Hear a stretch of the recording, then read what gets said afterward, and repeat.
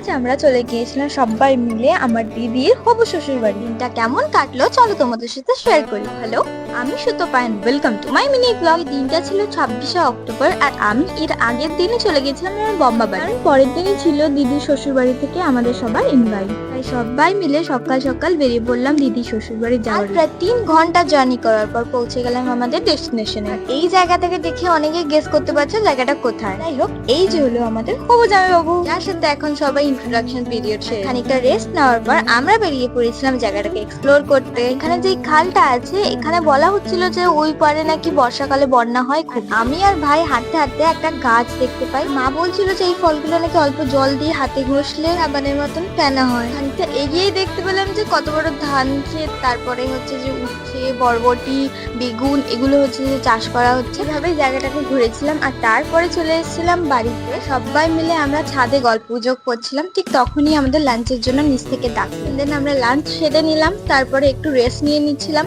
যেহেতু আমাদের অনেকটা রাস্তা যেতে হতো। এরপর সব বড়রা মিলে একসঙ্গে বসে অনেক কিছু আলোচনা করছিল বিয়ের ব্যাপারে। খানিকটা রেস্টের পর আমরা বেরিয়ে পড়লাম বাড়ি ফেরার উদ্দেশ্যে। কিন্তু তার আগে এখানে একটা মন্দির ছিল, সবাই এখানে প্রণাম করে নিচ্ছিল। তারপরে উঠে পড়লাম গাড়িতে।